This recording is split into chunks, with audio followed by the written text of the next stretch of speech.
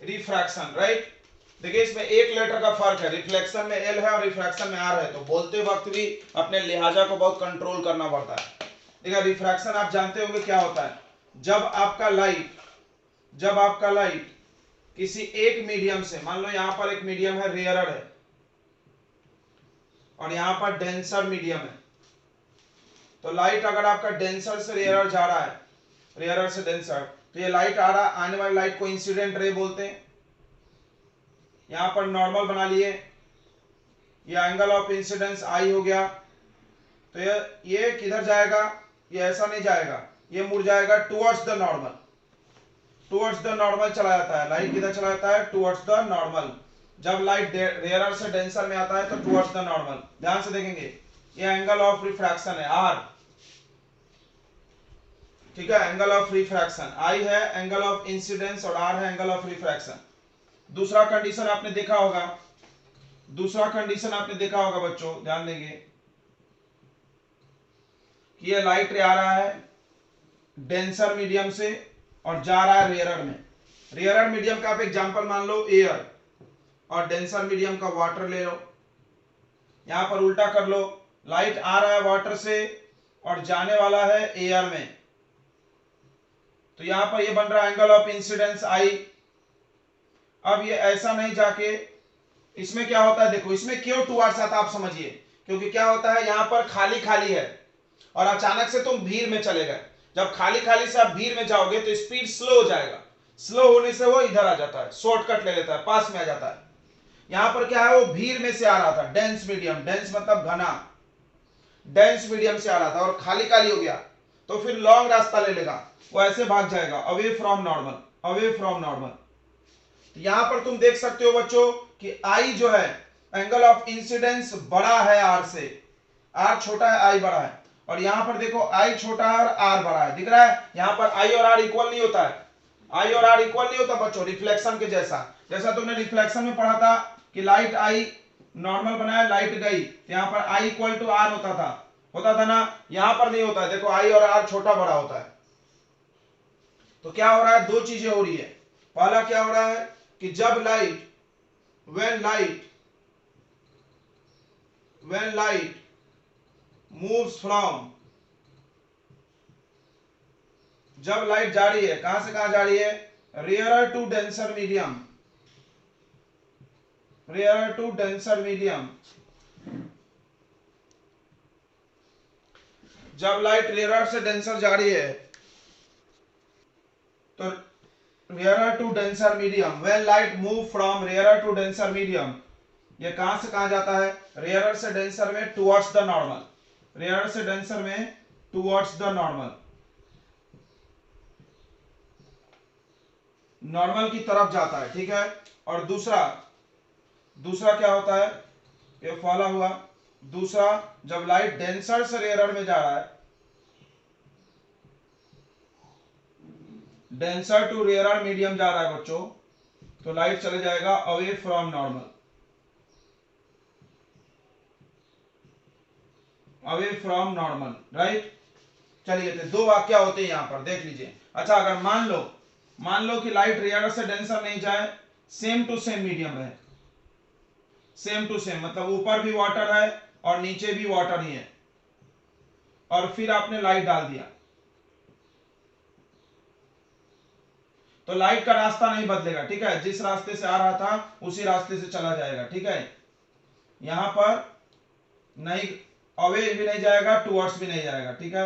ये नॉर्मल बना लीजिए, ये लाइट आया, जितने एंगल से आया उतने एंगल से वापस हो जाएगा। क्यों हो जाएगा आपको अभी बताएंगे, लॉ ऑफ रिफ्लेक्शन है सब, लॉ ऑफ रिफ्रैक्शन। चलिए तो यहां पर I इक्वल टू आर है, I इक्वल टू आर है। चलिए अब आपको एक बहुत इंपॉर्टेंट बात बताते हैं। आपने सुना होगा बच्चों रिफ्रैक्टिव इंडेक्स, सभी लोग ध्यान देंगे, आपने सुना होगा रिफ्रैक्टिव इंडेक्स। रिफ्रैक्टिव इंडेक्स क्या होता है सबको पता है, म्यू सिंबल है equal to C by V, C by V. What is refractive index, the ratio of speed of light,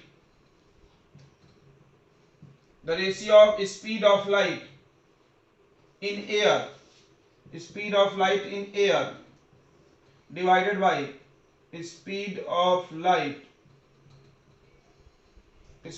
light in any medium, in medium लिखिए। ठीक है, हर मीडियम का अपना अपना रिफ्रैक्टिव इंडेक्स होता है बच्चों, हर मीडियम का अपना अपना रिफ्रैक्टिव इंडेक्स होता है, और रिफ्रैक्टिव इंडेक्स से ही पहचान होता है कि रेयरर कौन है, डेंसर कौन है। जैसे देखिए हवा है, हवा का रिफ्रैक्टिव इंडेक्स बच्चों 1 होता है, और पानी का होता है 1.3 μ1 μ2।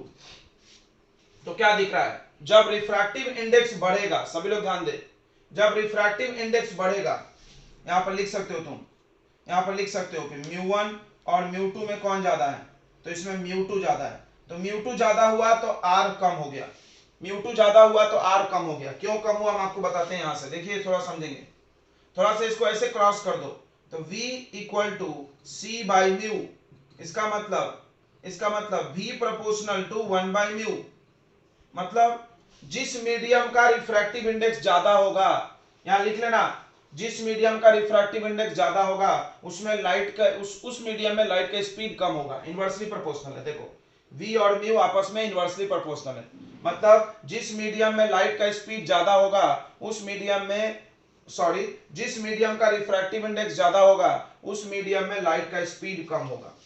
ठीक है, यहां पर लिख सकते हो क्या कि इफ, यदि म्यू इंक्रीज होगा देन v डिक्रीज हो जाएगा बच्चों, v डिक्रीज हो जाएगा। अब देखो यहाँ 1 से 1.5 इंक्रीज हुआ म्यू, तो इसका इस वेलोसिटी घटा तो एंगल भी घट गया, वेलोसिटी घटा तो एंगल भी घट गया, वेलोसिटी घटा तो एंगल भी घट गया। ठीक है, यहां पर आ जाओ, ध्यान देंगे, यहां पर देखो ये वाटर है, वाटर का रिफ्रैक्टिव इंडेक्स होता है 1.3, और ये एयर है, एयर का कितना होता है बच्चों, अभी बताया 1। तो तुमको क्या दिख रहा है यहाँ पे, μ1 और μ2 में कौन ज्यादा है, μ1, यानी रिफ्रैक्टिव इंडेक्स कम हुआ, रिफ्रैक्टिव इंडेक्स कम हुआ तो वेलोसिटी बढ़ गया, वो दूर चला गया। ओ, रिफ्रैक्टिव इंडेक्स और एंगल का रिश्ता उल्टा चल रहा है, देख लो इधर ध्यान दो, ये भी हम बता देते क्यों, तुमने पढ़ा होगा Snell's law, sin i divided by sin r equal to μ2 by μ1। क्या पढ़े हो आपने, बिल्कुल पढ़े हो।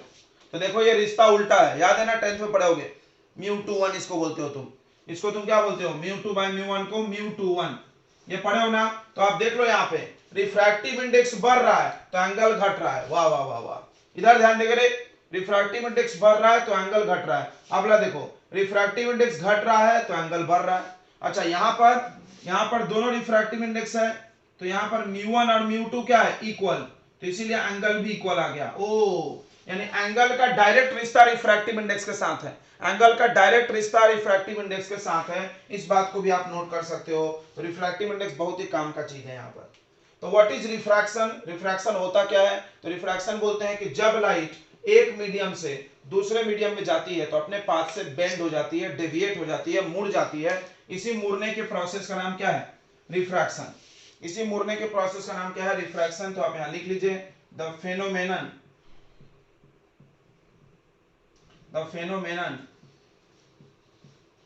Of bending, the phenomenon of bending, या आप डेविएशन भी बोल सकते हो, द फेनोमेनन ऑफ बेंडिंग या deviation of light rays from its normal path,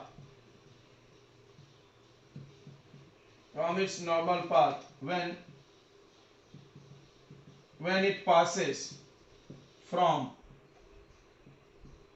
one medium to another medium,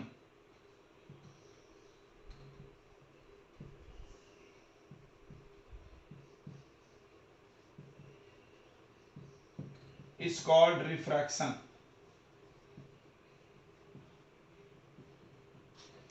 तो आ गया समझ में रिफ्रैक्शन क्या है, एक प्रोसेस है, एक फेनोमेनन है जिसमें लाइट अपने रास्ते से मुड़ जाती है, डेविएट मतलब विचलित हो जाती है, जब वो एक मीडियम से दूसरे मीडियम में जा रही है। बट कभी कभी विचलित नहीं भी हो सकता है बच्चों, अगर रिफ्रैक्टिव इंडेक्स क्या रहा, इक्वल रहा। ठीक है, आपने इतना नोट कर लिया होगा, जल्दी से नोट कर लीजिए। आपने देखा अभी कि रिफ्रैक्टिव इंडेक्स का सीधा रिश्ता वेलोसिटी से है, ध्यान देना सभी लोग, रिफ्रैक्टिव इंडेक्स का मतलब रिश्ता वेलोसिटी से है। क्या देखा तुमने कि velocity of light in any medium, किसी भी मीडियम में लाइट का velocity is inversely proportional to refractive index, is inversely proportional to refractive index. समझ में आया? इसका मतलब एक एग्जांपल ले लो, एक एग्जांपल ले लो, जैसे refractive index of glass, glass का रिफ्रैक्टिव इंडेक्स 1.5 है। ग्लास का अच्छा, रिफ्रैक्टिव इंडेक्स का कोई यूनिट नहीं होता है, रिफ्रैक्टिव इंडेक्स का कोई यूनिट नहीं होता है, बिकॉज म्यू इक्वल टू होता है सी बाई वी। ये भी स्पीड, ये भी स्पीड, दोनों स्पीड है तो यूनिट दोनों का कट जाएगा, मीटर पर सेकेंड, मीटर पर सेकेंड। तो तुम चाहो तो लिख सकते हो म्यू हैज नो यूनिट, और आप म्यू लिखे हो तो वहां पे लिख सकते हो mu has no unit, mu का कोई यूनिट नहीं होता है, ठीक है, ध्यान रखना। ओके, अब आ जाइए इधर, क्या बता रहे थे कि velocity of light in any medium is inversely proportional to refractive index. मतलब अगर ग्लास का रिफ्रैक्टिव इंडेक्स 1.5 है, इधर ध्यान देंगे, तो velocity in light, velocity of light in glass जो होगा वो c, हवा में स्पीड जो है c divided by mu, mu यानी 1.5, इसका मतलब 1.5 times, 1.5 times speed in glass, in glass is less than air, is less than air। ये बात समझा? हवा में जो स्पीड है, देखो हवा में जो स्पीड है उससे 1.5 टाइम्स कम होगा, हवा में जो स्पीड है उससे कितना कम होगा? 1.5। तो ये बताता है कितना स्लो चलेगा। दूसरा एक एग्जांपल तुम देख सकते हो, जैसे म्यू, म्यू ऑफ एयर, हवा का रिफ्रैक्टिव इंडेक्स कितना है? 1 है। तो हवा में कोई स्पीड पूछे तो क्या निकालेंगे? c अपॉन म्यू करो, c अपॉन म्यू, म्यू का फॉर्मूला याद है ना, c by mu, sorry c by v, और v निकालोगे, यहां से v निकालोगे तो c बाई म्यू हो जाएगा, ठीक है। तो देखो c बाई म्यू का वैल्यू 1, यानी स्पीड किसके बराबर है? c के। हवा में कितने स्पीड से चलता है? c जानते हो ना, c का मतलब क्या होता है? 3 × 10⁸ मीटर पर सेकेंड। तो सही है, हवा में इतने स्पीड से लाइट चलता है। सबसे ज्यादा रिफ्रैक्टिव इंडेक्स, तो सबसे ज्यादा रिफ्रैक्टिव इंडेक्स डायमंड का होता है, सबसे ज्यादा बच्चों रिफ्रैक्टिव इंडेक्स डायमंड का होता है 2.42 मैक्सिमम। तो सबसे स्लो लाइट डायमंड में चलेगा, velocity in diamond, velocity of light in diamond, diamond में वेलोसिटी अगर चाहिए तो c को किससे डिवाइड कर दो? 2.42 से। तो सबसे स्लोएस्ट लाइट चलता है, सबसे स्लो लाइट चलेगा डायमंड में। ये बात तो आपको क्लियर हो गया कि लाइट जब एक मीडियम से दूसरे मीडियम में जाती है तो स्लो हो जाती है, क्लियर हो गया ना। और स्लो कितना होता है ये भी समझाया हमने, जितना हवा में स्पीड है उसका, जितना उसके रिफ्रैक्टिव इंडेक्स है उतना टाइम्स कम, रिफ्रैक्टिव इंडेक्स जो भी है उतना टाइम्स घट जाता है, म्यू टाइम्स डिक्रीजेस। तो आप इस बात को नोट कर सकते हो कि velocity, velocity of light, velocity of light in another medium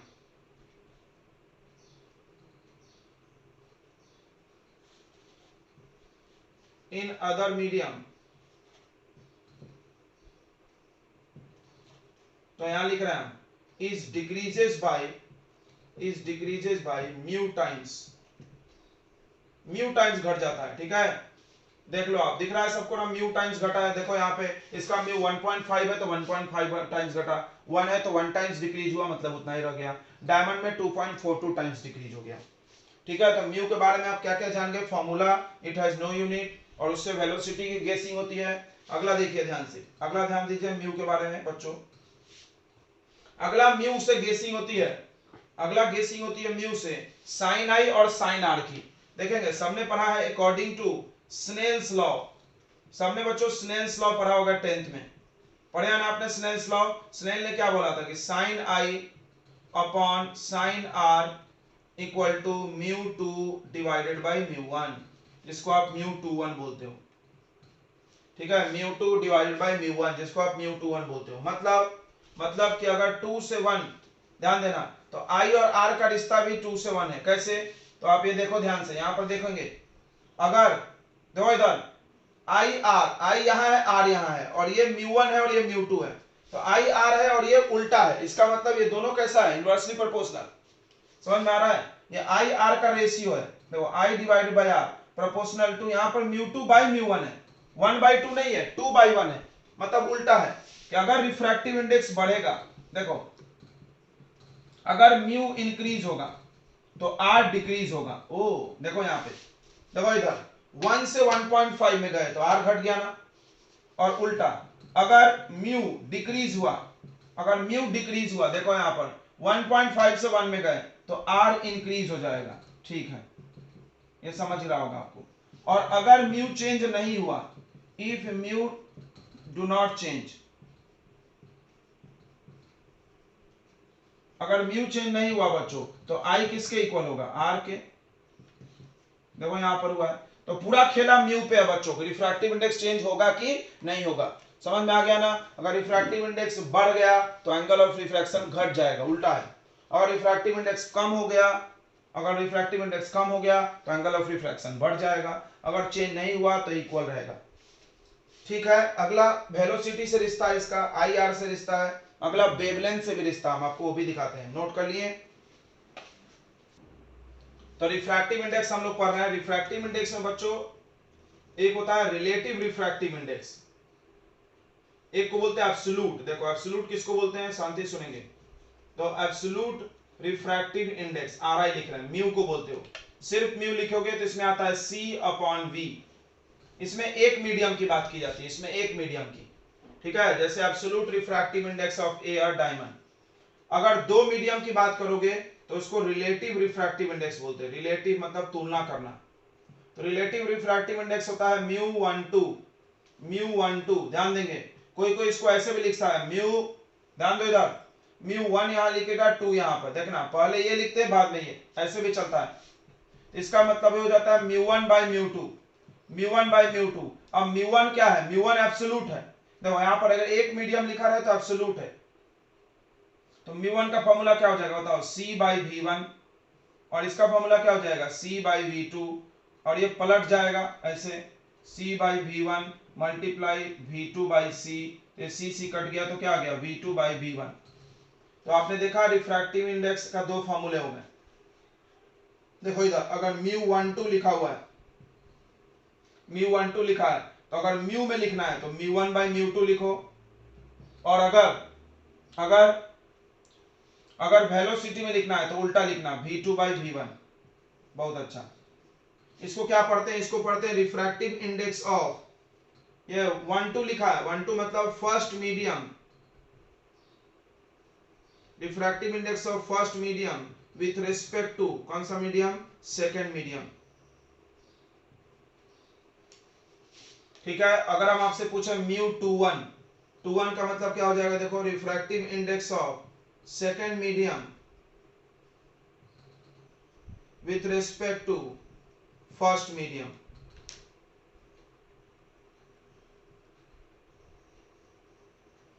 और इसका फॉर्मूला क्या होगा, 2 1 है तो बताओ म्यू 2 बाई म्यू 1। म्यू में रहेगा तो सीधा रहेगा और वेलोसिटी में उल्टा रहेगा, याद रहेगा। चलिए, तो ये आपका अगला पॉइंट हो गया कि आप रिफ्रैक्टिव इंडेक्स में दो अलग अलग मीडियम को भी तुलना कर सकते हैं, नहीं तो इसमें सिर्फ एक मीडियम होगा, इसमें सिर्फ एक मीडियम होगा बच्चों। चलिए एक क्वेश्चन इसमें करेंगे तो आपको आइडिया क्लियर हो जाएगा। क्वेश्चन क्या है, ध्यान से देखेंगे। Velocity of light, velocity of light in water, water में लाइट का वेलोसिटी 2.25 इंटू 10 का पावर 8 मीटर पर सेकेंड है। और velocity in glass and in glass, कांच में वेलोसिटी है 2 इंटू 10 का पावर 8 मीटर पर सेकेंड। तो क्या बोला गया यहाँ पे, फाइंड में पहला बोला म्यू ऑफ वाटर, दूसरा म्यू ऑफ ग्लास, और तीसरा, ध्यान सुनना, तीसरा mu of glass with respect to water, और चौथा mu of water with respect to glass. अब देखो अंतर, ये दोनों में एक एक मीडियम का नाम लिखा है तो ये एब्सोल्यूट वाला है, सी से निकलेगा। और ये दोनों में दो दो मीडियम का नाम लिखा है तो ये कौन सा वाला है, रिलेटिव वाला है। क्लियर हो गया ना। चलिए अब बना के भी देख लेते हैं हम लोग, बहुत आसान है।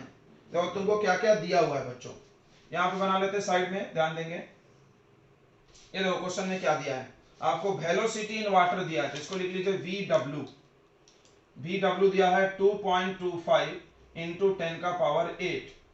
और दिया है velocity in water, velocity in water दिया है 2 इंटू 10 का पावर, सॉरी ग्लास है ये, 10 का पावर 8। अब सुनो, आपसे पहला पूछा है म्यू ऑफ W, इधर ध्यान देंगे, म्यू ऑफ W। जब एक मीडियम लिखा है जब यहां पर एक मीडियम का नाम लिखा है तो आपको ऊपर लेना है सी और नीचे लेना है वो वाला भी जो मीडियम है यहाँ पे, ठीक है। अब तो समझा होगा एब्सोल्यूट मतलब, एब्सोल्यूट मतलब किसी भी एक मीडियम, मान लो यहाँ आप चाहो तो एम लिख लो तो यहाँ भी एम, मतलब जो यहाँ लिखा रहेगा वो यहाँ लिखा है, ग्लास ग्लास, एयर एयर, मतलब जो भी रहेगा वट एवर में। तो देखिए यहाँ पर C का वैल्यू फिक्स है 3 इंटू 10 का power 8, velocity in that medium मतलब वाटर है यहाँ पे, तो वाटर कितना है 2.25 इंटू 10 का पावर 8, इसको आप काट कूट करोगे, पॉइंट हटा के 300 आएगा, 25 के टेबल से कटेगा, ये आ जाता है बच्चों 4/3, 4/3, ठीक है, 4/3 आ जाएगा, जिसको आप पॉइंट में 1.3 लिख सकते हो।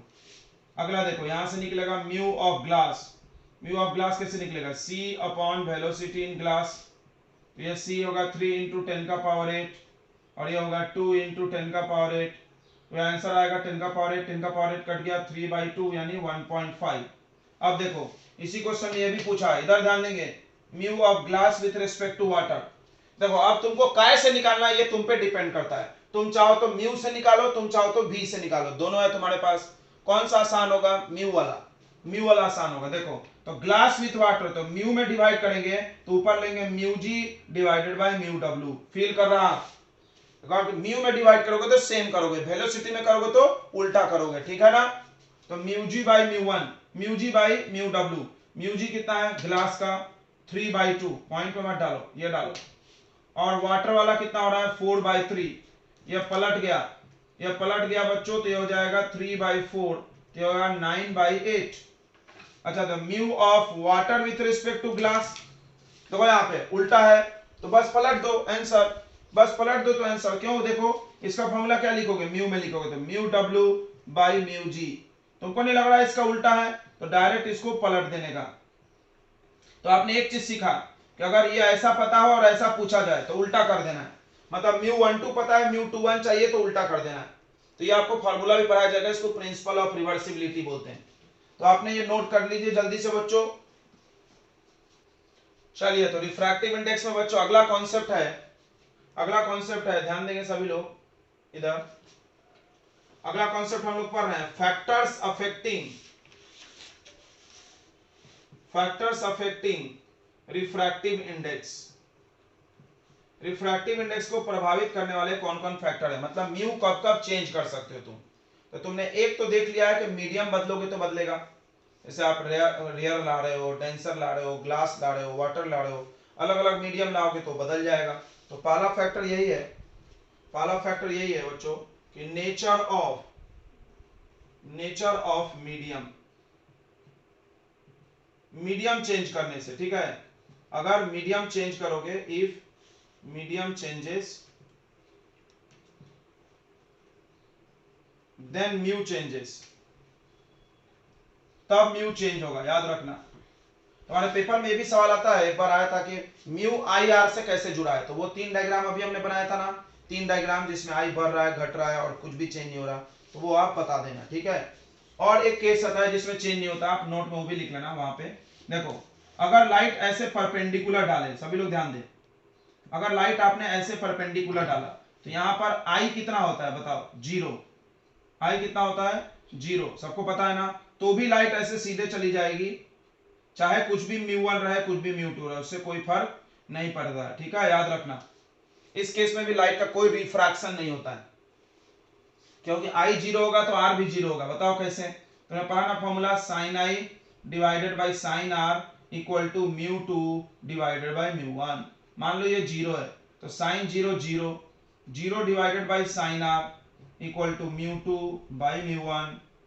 अब मान लो ये 0 है तो मल्टी इधर जाके तो सबको 0 बना देगा, तो sin R इक्वल टू 0, तो R भी कितना 0, जब R 0 है तो उसको कैसे जाना पड़ेगा, सीधे जाना पड़ेगा, समझ गया ना। म्यू कुछ भी रहे, रेयर रहे, डेंसर रहे ना फेक, कुछ भी रहे, अगर आप पेंडिकुलर डालोगे तो नो रिफ्रैक्शन, यहां पर कोई रिफ्रैक्शन नहीं हो रहा।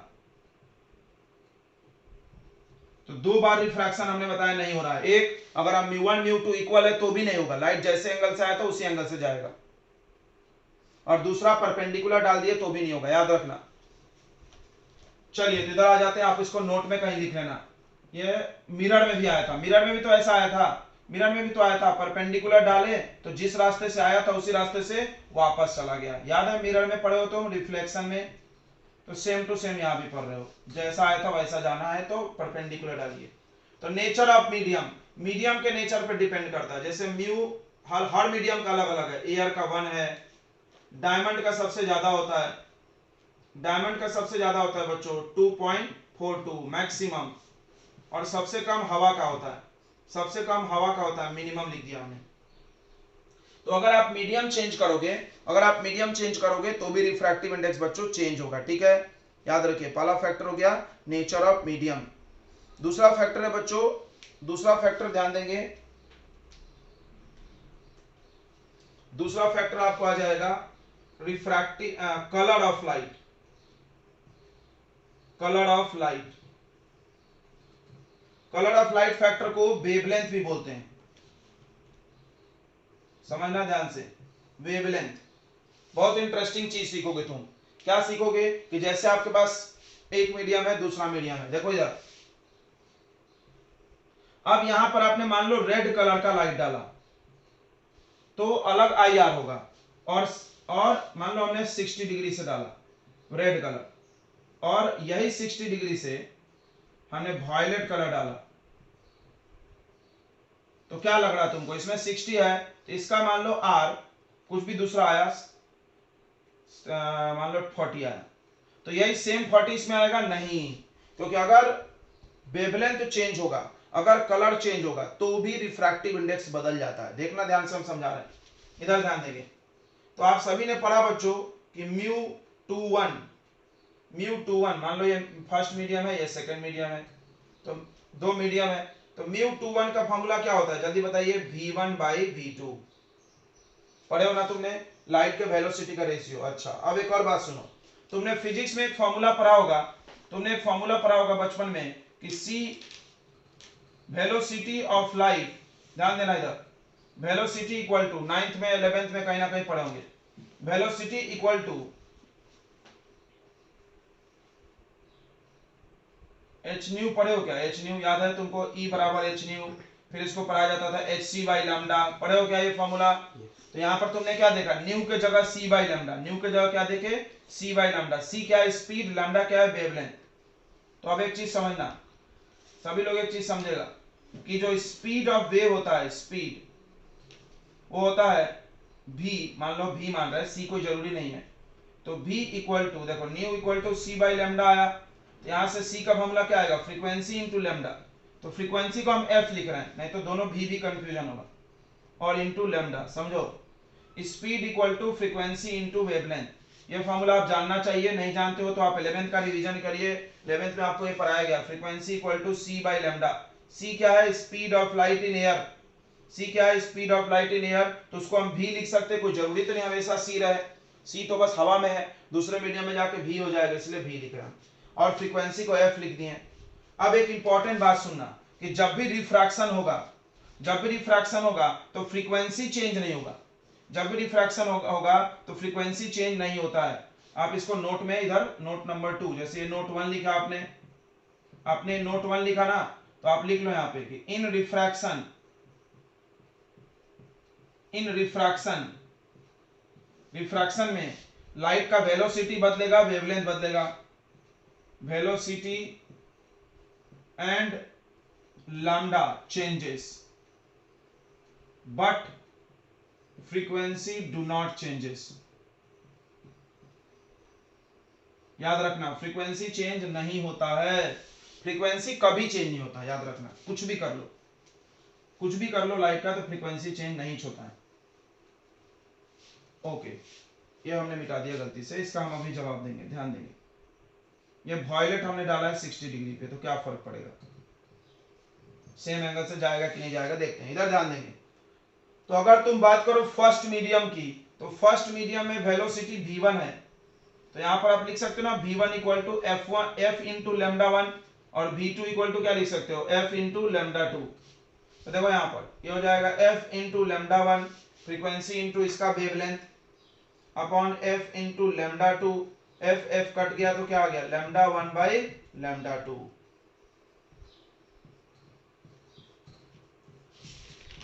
ये भी फॉर्मूला बन गया μ21 का, याद रखना μ21 का ये भी फॉर्मूला बन गया बच्चों, ध्यान रखना।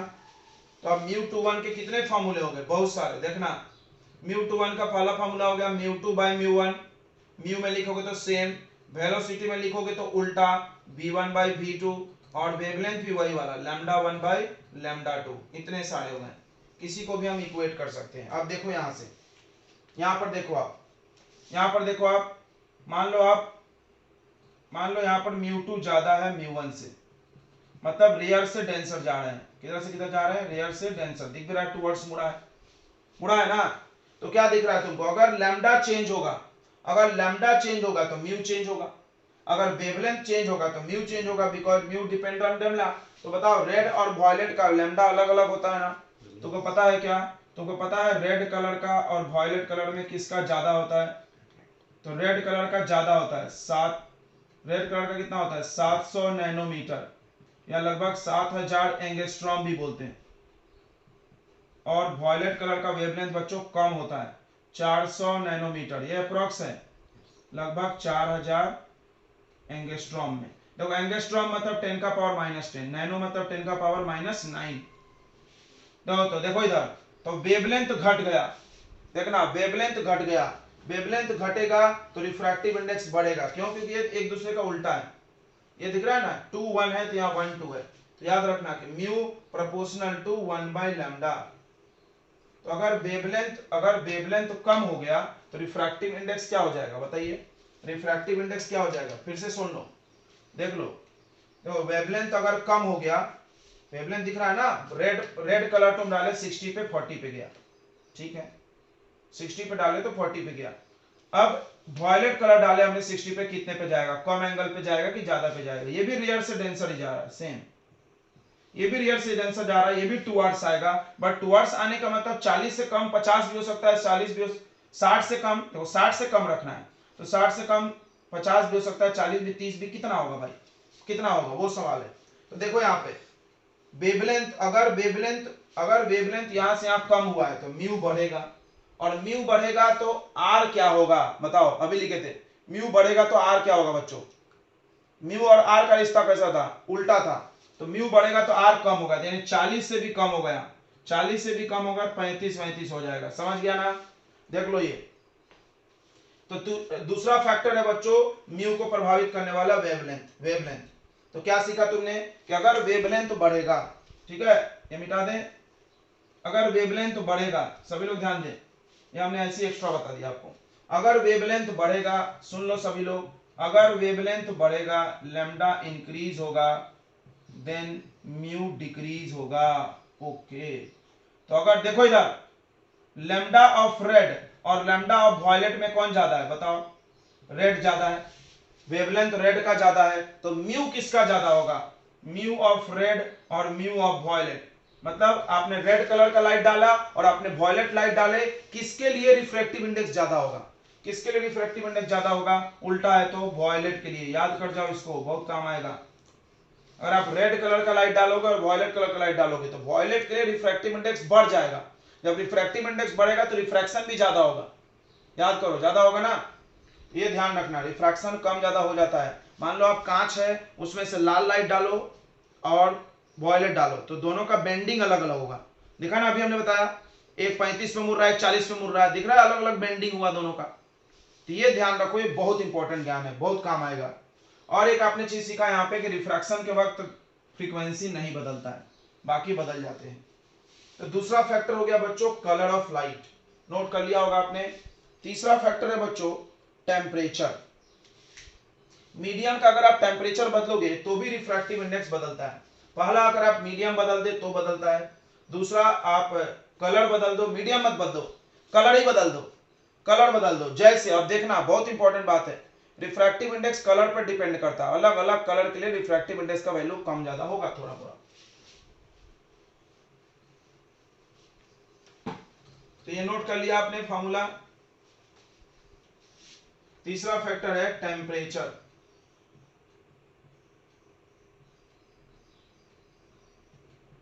तो अगर टेम्परेचर चेंज करेंगे तो भी चेंज होगा लाइट का रिफ्रैक्टिव इंडेक्स। क्यों, क्योंकि टेम्परेचर बदलने से स्पीड बदलता है। सबको पता है कि गर्म हवा है, और एक ठंडी हवा है। चलो आपको पढ़ा है आपने, जैसे मेरे पास हॉट एयर है और कोल्ड एयर है, तो क्या लग रहा है हॉट और कोल्ड में दोनों का म्यू सेम होगा कि कम हो ज्यादा होगा बताइए। ठंडा हवा में पास पास में होता है, ठंडा हवा के पार्टिकल्स क्या में होंगे, पास पास होंगे, और गर्म हवा के दूर दूर। तो जब पास पास होंगे तो इसका म्यू ज्यादा होगा और इसका म्यू क्या होगा, कम। देखना फील कर लेना ऐसे, तुमने टेम्परेचर ज्यादा किया तो म्यू घट गया, जब म्यू घटेगा, देखो टेम्परेचर तुमने ज्यादा किया तो म्यू घट गया, टेम्परेचर ज्यादा किया तो म्यू घट गया, यानी म्यू प्रोपोर्शनल टू 1/टेम्परेचर। समझ में आ रहा है? तुमको याद होगा ना मिराज बनता है हवा में, वो रोड पे जाते हो तो पानी दिखता है, रोड पे जाते हो गर्मी में पानी दिखता है, कैसे दिखता है, ऐसे तो दिखता है कि हवा है। पढ़े होगे तुम 10th में कि जमीन के पास वाली हवा हॉट हो जाती है और ऊपर वाली हवा कोल्ड रहती है, तो लाइट अपने आप हवा में ही मुड़ जाता है। याद है कि आपको, इस वजह से चमकता हुआ दिखता है, जिससे मिराज, इसको पढ़े होगे तुम 10th में, पढ़े हो ना, तो वो कॉन्सेप्ट हमने लगा दिया। फिर से एक बार समझ लो, हवा जब गर्म और ठंडा हो जाती है तो उसका रिफ्रैक्टिव इंडेक्स बदल जाता है। हवा जब गर्म ठंडा होती है तो उसकी रिफ्रैक्टिव इंडेक्स बदल जाती है। कोल्ड एयर पास पास में होगा पार्टिकल तो ज्यादा डेंस है, और दूर दूर है तो कम डेंस है। ठीक है, तो म्यू टेम्परेचर पे भी डिपेंड करता है, अगर हम मीडियम का टेम्परेचर बदल देंगे तो भी म्यू बदल जाएगा बच्चों। नोट कर लीजिए आप इतना जल्दी से।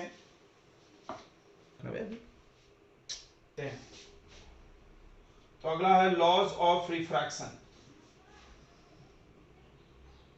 देखिए जिस प्रकार रिफ्लेक्शन में लॉज ऑफ रिफ्लेक्शन होता है, रिफ्लेक्शन में बच्चों लॉ ऑफ रिफ्लेक्शन होता है, उसी तरह यहां पर देखो ये बाउंड्री है, इसको बाउंड्री बोलते हैं। बाउंड्री क्या कर रहा है, दो मीडियम को सेपरेट कर रहा, ऊपर अलग मीडियम नीचे अलग मीडियम। तो यहां पर हो गया मीडियम 1 और यहां हो गया मीडियम 2, मीडियम 1 मीडियम 2, इसका रिफ्रैक्टिव इंडेक्स μ1, इसका μ2। और यहां से आप एक लाइट डाल दीजिए, पहले नॉर्मल बना, नहीं एक लाइट डाल देते हैं। ये एक इंसिडेंट रे हो गया बच्चों, कौन सा रे हो गया, ये इंसिडेंट रे। और जहां पर आता है उसको पॉइंट ऑफ इंसिडेंस बोलते हैं, और यहां पर नॉर्मल बनाया जाता है, मिरर पे 90, मिरर बोल रहे हैं, ये बाउंड्री के साथ 90 का एंगल होना, और ये एंगल को बोलते हैं आई। आई क्या होता है, angle between normal and incident ray, angle between normal and incident ray बच्चों। अब अगर अभी हम सिखाए थे, अगर μ2 ज्यादा है μ1 से, मान लो ये ज्यादा है इससे, मतलब डेंस मीडियम, तो वो एंगल कम होगा। याद है ना, म्यू बढ़ेगा तो एंगल कम होगा और म्यू घटेगा तो एंगल बढ़ेगा। आप ऐसे भी याद रख सकते हो। ये रेयर से डेंसर अगर आप जा रहे हो, μ2 ग्रेटर देन μ1, यानी ये डेंसर मीडियम हो गया, तो टुवर्ड्स द नॉर्मल आएंगे। सभी लोग ध्यान दें, ऐसे वो जाने वाला था बट वो टुवर्ड्स द नॉर्मल मुड़ के आएगा, ध्यान देना रे। तो ये हो गया R। तो I को क्या बोलते हैं हम लोग, I को बोलते हैं एंगल ऑफ इंसिडेंस, और R को बोलते हैं बच्चों angle of refraction, angle of refraction. और ये रिफ्रैक्टेड रे हो गया, ये रिफ्रैक्टेड। और यहां पे एक और एंगल बन रहा है, देखो रे, इस एंगल को बोलते हैं del, angle of deviation, del, जिसका वैल्यू कितना होगा I माइनस आर, इसका वैल्यू होगा I माइनस आर। डेल है angle of deviation, angle of deviation. Deviate मतलब क्या होता है, मुड़ना। देखो मुड़ना, थोड़ा सीधा समझते हैं हम लोग, थोड़ा सीधा समझते हैं। देखो ये लाइट आई, ये लाइट आई और ऐसे अगर चली गई तो नहीं मुड़ी, नहीं मुड़ी, जितने एंगल से आई उतने लाइट से चली गई, अच्छा नो डेविएशन। मान लो ये मुड़ गई तो हम क्या बोलेंगे कि इतना मुड़ गया, ये एंगल मुड़ गया, बोलेंगे कि नहीं बोलेंगे। ऐसे जा रहे थे और इतना टाउ मुड़ गए, तो इसको कैसे निकालोगे। देखो तो तुमने पढ़ा होगा कि दो लाइन जब क्रॉस होता है तो वर्टिकल अपोजिट इक्वल होता है, ये I है ये R है, तो ये पूरा भी तो I होगा, क्योंकि ये I तो ये I होगा कि नहीं होगा, होगा ना, वर्टिकल अपोजिट से। समझ रहा क्या बे, ये देखो ऐसे गया तो ये I ये I, और इसमें से इतना हमने काट लिया, इसका क्या नाम है R, तो ये बचा वाला कितना आएगा बताओ, I माइनस R। आया क्या समझ में, आया क्या समझ में। एंगल ऑफ डेविएशन का वैल्यू कितना है, डेल का वैल्यू I माइनस R, आ गया कि नहीं आया? बोल नहीं रहे सब? आ गया क्या बच्चों? देखो ये आई है तो ये पूरा भी आई होगा, ये आई है तो पूरा आई होगा, वर्टिकल अपोजिट एंगल, और उसमें से आर कम कर दो तो ये कितना बचेगा? ये जो बचा वाला कितना बचेगा? I minus R, I minus R. ठीक है, इतनी बातें समझ गई आपको? इसको नॉर्मल बोलते हैं। तो इसके भी दो लॉ है बच्चों, इसके भी दो लॉ है। पहला लॉ क्या है? पहला लॉ सेम टू सेम है कि सब एक प्लेन में होते हैं। पहला लॉ सेम है, पहला लॉ है incident ray, incident ray, refracted रे and normal at the point of incidence all lie in the same plane। दूसरा आपने पढ़ा होगा, बहुत इंपॉर्टेंट है। दूसरा आपको क्या पढ़ा जाता है? ऐसे साइन आई अपॉन में sine R equal to constant. इसका मतलब समझना, इसका मतलब देखना, इधर ध्यान दो। जैसे मान लो यहां पर एयर है और यहां पर वाटर है, ये दो मीडियम आपने पकड़ लिया और यहां पर एक एंगल सेलेक्ट किए, यहां पर एक एंगल सेलेक्ट किए, मान लो 30, तो ये कम मिलेगा, इधर कम होता है ना, डेंसर में जा रहे हो, तो मान लो ये 25 हुआ। अब आपने क्या किया समझना, आपने एंगल बदल दिया, आई को बदल के 40 कर दिया, आई को बदल के 40 कर दिए, तो ये भी बदल गया होगा, ये कुछ आ गया मान लो 36 डिग्री।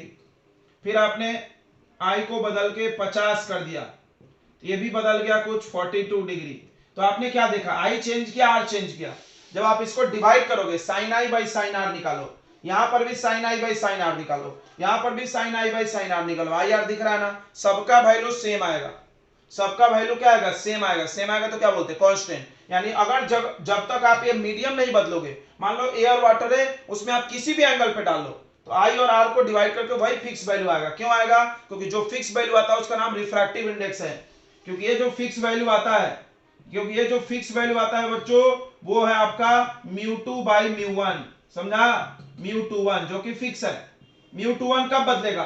μ21 कब बदलेगा? दो केस में, अगर आपने लाइट का कलर बदल दिया तो बदल जाएगा, लाइट का कलर बदल दिया तो बदल जाएगा, टेम्परेचर बदल दिए तो बदल जाएगा, या मीडियम बदल दिए तो बदल जाएगा। अगर तुमने इन तीनों में से कुछ भी नहीं बदला, अगर इन तीनों में से कुछ भी नहीं बदला, तो कितना भी आई आर बदल लो, कितना भी आई आर बदल लो, डिवाइड करके यही आएगा। समझ गया ना? सबको समझ में आ गया कि नहीं आ गया? क्या है ये? क्या बोलना चाह रहा सेकंड लॉ में? Sine I by sine R equal to constant. मतलब अगर आप आई और आई चेंज करोगे तो आर चेंज होगा। देखो आई चेंज करोगे तो आर जरूर चेंज होगा, ठीक है, चेंज हो रहा है।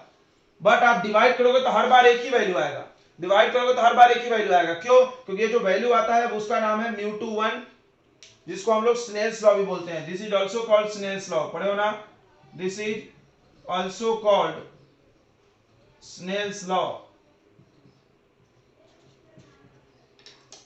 ठीक है। तो इसको हम लोग क्या लिखते हैं? ध्यान से सुनेंगे, ऐसा लिखते हैं, द रेशियो ऑफ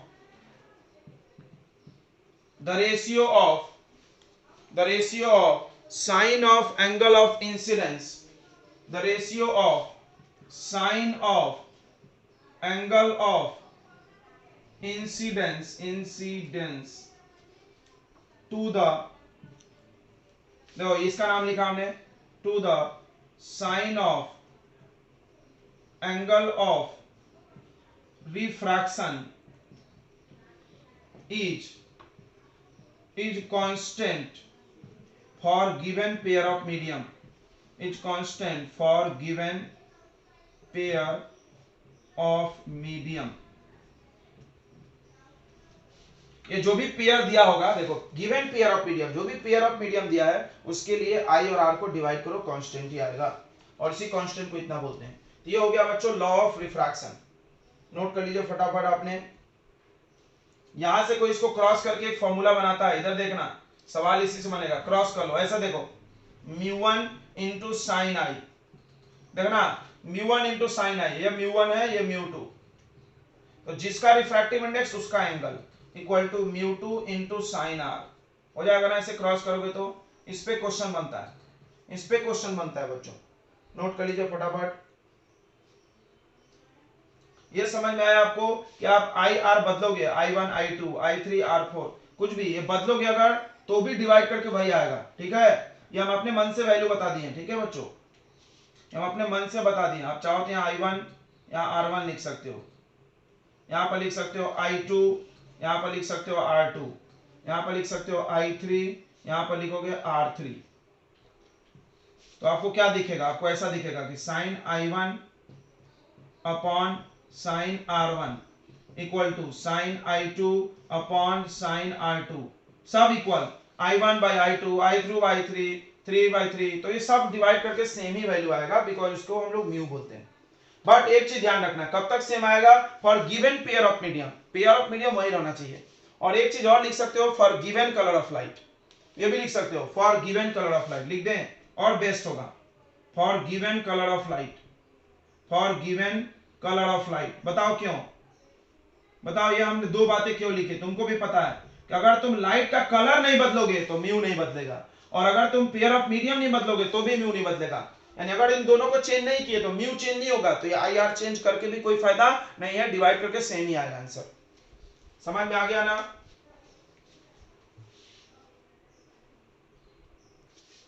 देखिए क्वेश्चन क्या बोल रहा है कि लाइट है, लाइट एयर और डायमंड दो की बात किया, यानी ऊपर एयर है नीचे डायमंड।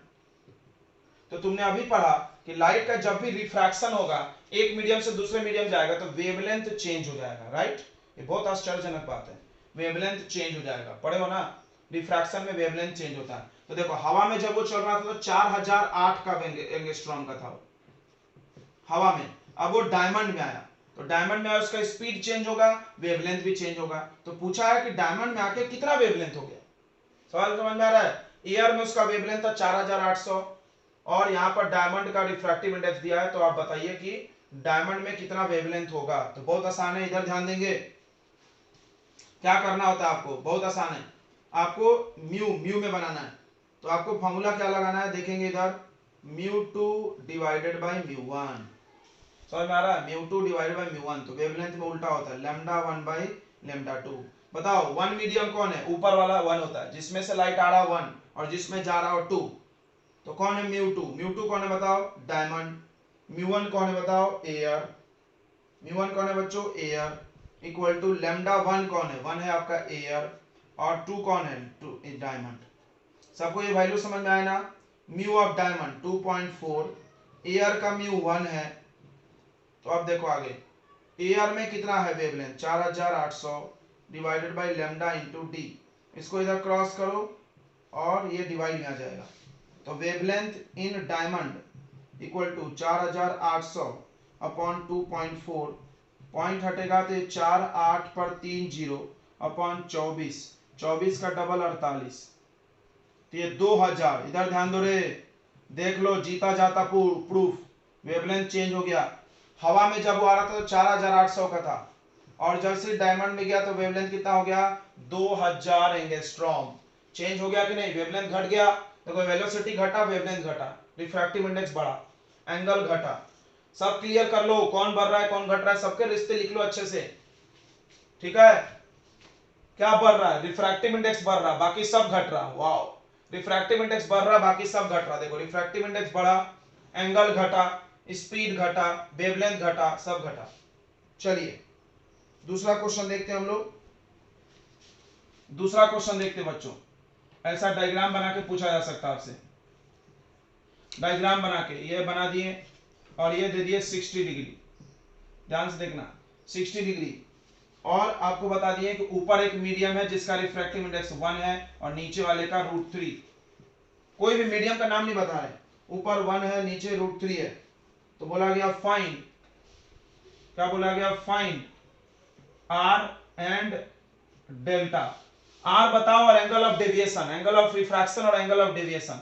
चलिए तो आर पहले बताते हैं, आर कैसे बताओगे, अभी फॉर्मूला बताए थे, μ1 sin I sorry equal to μ2 sin R, ये जल्दी अच्छा रहता है, ठीक है। μ1 sin I मतलब ये वाला मीडियम और यही वाला एंगल, देखो कितना अच्छा लग रहा है, ये वाला एंगल, इसमें कंफ्यूजन नहीं होता है। देखो जिस मीडियम का एंगल लोगे उस मीडियम का म्यू ले लो। देखो तो 1 इंटू साइन 60 इक्वल टू 2 यानी √3 इंटू साइन आर। साइन 60 का वैल्यू कितना होता है बताइए? साइन 60 कितना होता है बच्चों आपका? √3/2 इक्वल टू √3 साइन आर। √3 से √3 मर गया 1 बार में, 1/2 इक्वल टू साइन आर। 1/2 कितने का वैल्यू होता है? Sine 30 degree sine R. तो आर का वैल्यू आ गया 30 डिग्री, यानी ये 30 पे जाएगा, एग्जैक्टली 30 बना लो, आधा आधा बीचों बीच, ये 30 पर आ गया, ध्यान देना। अब ये बचा कितना? तो ओरल भी निकल जाएगा बे। ये बचा कितना बताओ? डेल्टा कितना होता है? आई माइनस आर, यानी 60 माइनस 30 कितना डिग्री डेविएट हुआ? 30 degree angle of deviation, 30 degree वो मुड़ गया। यह प्रिंसिपल ऑफ रिवर्सिबिलिटी बच्चों। क्या प्रिंसिपल ऑफ रिवर्सिबिलिटी? कि अगर आपने लाइट के रास्ते को उलट दिया, चाहे कितने बार भी रिफ्लेक्शन हुआ, चाहे कितने बार भी रिफ्रैक्शन हुआ है, तो क्या होगा? लाइट अपना उसी पाथ को रिट्रेस कर लेगा, सेम पाथ को, और उल्टे दिशा में चला जाएगा लौट के।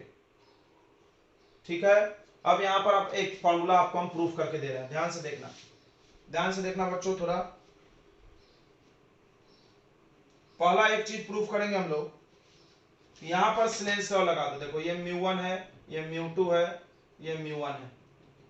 इधर ध्यान दो रे, अप्लाई स्नेल्स लॉ। यहां पर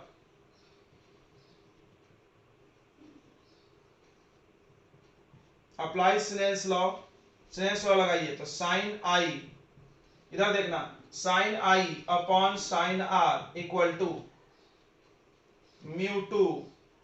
μ2 बाई μ1। थोड़ा ध्यान देना मेरे हाथों पे, नहीं तो समझेगा नहीं।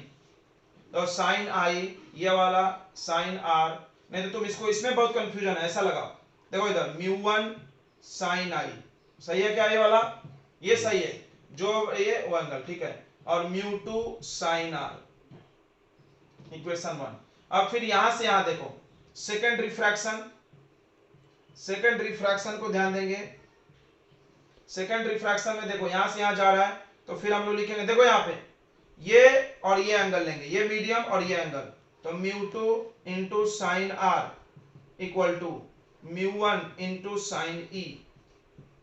अब देखो इसमें ये और ये सेम है, दिख रहा है, ये साइड सेम है, तो from 1 and 2,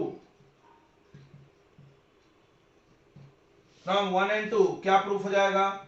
μ1 sine I equal to μ1 sine E. μ1 कट गया, साइन साइन कट गया, आई इक्वल टू ई। तो जब दो बार रिफ्रैक्शन हो तो आई और ई इक्वल होता है, नोट कर लो यहां पर कि आई इक्वल टू ई होगा, मतलब जितने एंगल से आता है उतने एंगल से इमर्ज होते हैं, याद रखना, ग्लास स्लैब में, ये ग्लास स्लैब में। नोट कर लिया आपने?